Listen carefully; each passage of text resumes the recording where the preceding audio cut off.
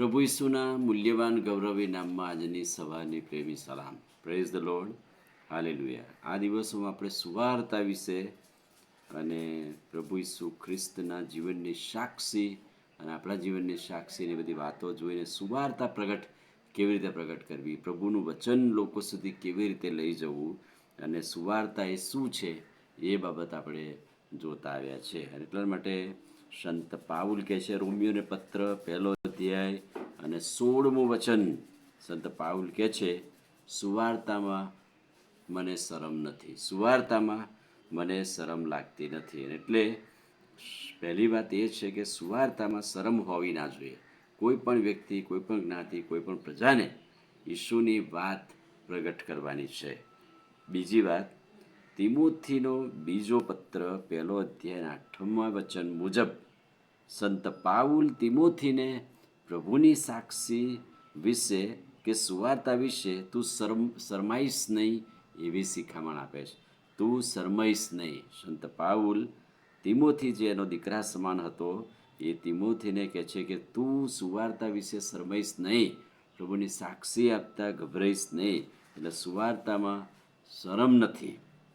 બીજી વાત, સુવાર્તામાં ઈશ્વરના સામર્થ્ય પ્રમાણે દુઃખ ભોગવવાનું. અને એટલે એમ કહે છે કે સુવાર્તાને લીધે દેવના સામર્થ્ય પ્રમાણે મારી સાથે દુઃખ ભોગવવું. મારી સાથે દુઃખ ભોગવું એટલે કે સુવાર્તાને લીધે, ઈસુની સાક્ષીને લીધે સંત પાઉલ કહે છે કે મારી સાથે તું આ વેદના અને દુઃખમાં જોડાય. અને એટલા માટે તિમોથીનો બીજો પત્ર 1 અધ્યાય અને 10મા વચનમાં આ સુવાર્તા એ જેવી તેવી વાત નથી, એ તો તારનાર પ્રભુ ઈસુ ખ્રિસ્તમાં પ્રગટ થયેલી સાક્ષી કે વાત છે. ઈસુ ખ્રિસ્તમાં આવેલી એ સુવાર્તાની વાત, તારનાર પ્રભુ ઈસુ ખ્રિસ્તમાં પ્રગટ થયેલી વાત છે. સુવાર્તામાં દેવનું સામર્થ્ય સમાયેલું છે, શક્તિ છે એની અંદર, અને એ શક્તિ આપણને આપવામાં આવેલી છે. એ દેવનું સામર્થ્ય, પવિત્ર આત્માની કૃપા આપણને આપવામાં આવેલી છે કે આપણે એ દેવની વાત, એ સુવાર્તા બીજા લોકો સુધી લઈ જઈએ છીએ. સુવાર્તા એ ગૌરવવંતી વાત છે, માનયુક્ત વાત છે.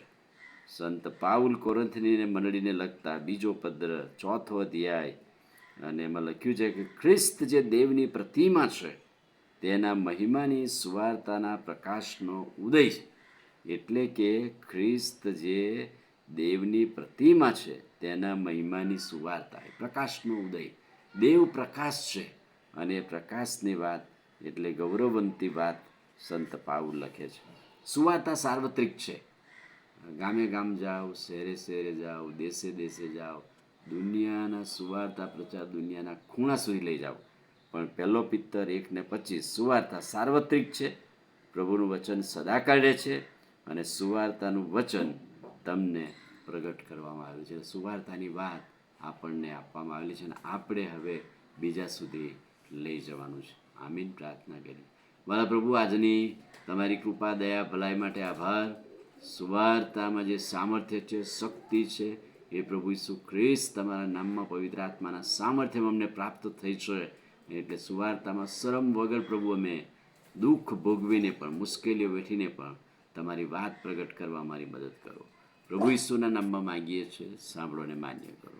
આમીન. God bless you.